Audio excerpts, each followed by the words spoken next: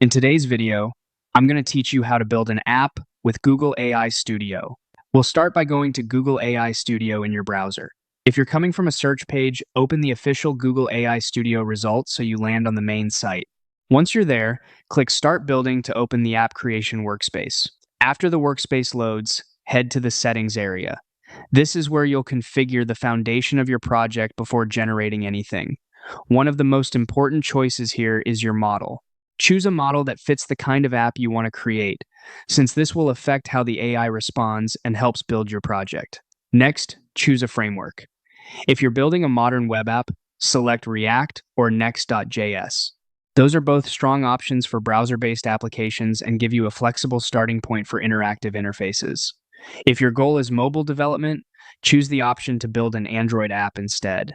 This step matters because it determines the structure and environment of the project AI Studio will generate for you. Once that's set, move to the prompt field and type your prompt, or paste in a finished prompt if you already prepared one. This is where you describe the app you want to build, so be clear about the app's purpose, layout, and key features. The better your prompt is, the more useful the generated result will be. When everything looks ready, click Build. Google AI Studio will begin creating your app based on the model, framework, and prompt you selected.